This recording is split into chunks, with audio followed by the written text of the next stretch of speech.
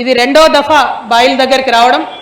ఎందుకంటే తెలంగాణ రాకముందు కూడా నేను మీతోనే కలిసి పనిచేసిన సింగరేణి కార్మికులతోని, తెలంగాణ వచ్చిన తర్వాత కూడా మీకోసమే పనిచేసిన, ప్రభుత్వంలో ఉన్నప్పుడు కూడా మీకోసమే పనిచేసిన, ఇవాళ ప్రతిపక్షంలో ఉన్నా కూడా సింగరేణి కార్మికులతోనే పనిచేస్తూ ఉన్నా.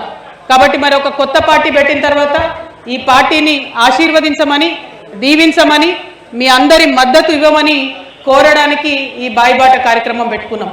మరి మిమ్మల్ని మద్దతు అడుగుతా ఉన్నాం. హెచ్ఎంఎస్ రియాజ్ అన్న గారు, నేను అత్యంత క్లిష్ట సమయంలో ఉన్నప్పుడు మీరు సింగరేణి కార్మికుల కోసం అల్పెరగకుండా పోరాటం చేసినారు.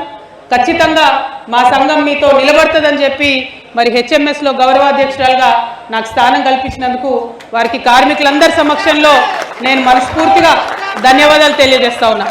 రియాజ్ అన్న అంటే టైగర్ అంటారు. ఎందుకంటే కరప్షన్కి చోటు లేకుండా చాలా బలంగా కార్మికుల హక్కుల కోసం అనేక సంవత్సరాల నుంచి పోరాడుతున్నటువంటి నాయకుడు. మరి వారి ఆధ్వర్యంలో హెచ్ఎంఎస్లో పనిచేయడం, కార్మికుల కోసం నిలబడడం నా అదృష్టంగా నేను భావిస్తా ఉన్నాను. అదేవిధంగా మరొక నాయకుడు బోడ జనార్దన్ అన్న గారు ఇదివరకు తెలుగుదేశం పార్టీలో కార్మిక శాఖ మంత్రిగా కూడా చేసినారు. మన పార్టీలో తెలంగాణ రక్షణ సేనలో చేరినారు. వారి యొక్క ఎక్స్పీరియన్స్ కూడా కార్మికుల కోసం వాడుకుంటాం. మరి వారు కూడా ఇవాళ వచ్చినారు. స్థానికంగా ఉన్న మా ఆంజనేయులు అన్న కావచ్చు, మా శ్రీలత మేడం కావచ్చు, అట్లనే మన ఆసిఫ్ గారు కావచ్చు, ఈ మా ఇంట్లో ఉన్నటువంటి హెచ్ఎంఎస్ నాయకులు కావచ్చు, మీరు అట్లా భరోసా ఇవ్వకపోతే ఏదైతే 20వ తారీఖు నుండి నిరవధిక నిరాహార దీక్ష చేస్తామన్నామో అది ఖచ్చితంగా చేస్తాం. ఎందుకంటే సింగరేణిలో ఇవాళ 40,000 మంది కార్మికులు ఉన్నారు. రేపటి నాడు మనకు గుండె పెద్దదైతే 1,00,000 మందికి కూడా ఉద్యోగాలు ఇచ్చేంత పెద్ద సంస్థ ఇది. కొట్లాడాలి మనం, మన మైండ్స్ మనకు కావాలని కొట్లాడేది మనకే. కాబట్టి మన హక్కుల కోసం ఖచ్చితంగా కొట్లాడాల్సిందే. అడిగితే ఆఫీసర్ ఏమనుకుంటాడో అనొద్దు. నేను చూడండి పోరాటం చేస్తున్నా, ఉన్నోళ్ళందరి మీద కొట్లాడుతున్నా.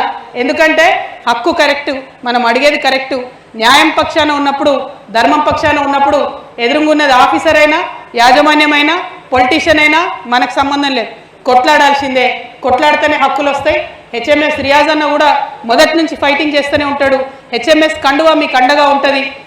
కార్మికులందరినీ నేను రిక్వెస్ట్ చేసేది ఒకటే, మీ హక్కులు కాపాడుకోవడానికి కదిలి రండి. ఇలా కేంద్ర ప్రభుత్వం 25 లేబర్ చట్టాలను కుదించి 4 లేబర్ చట్టాలను తీసుకొచ్చింది.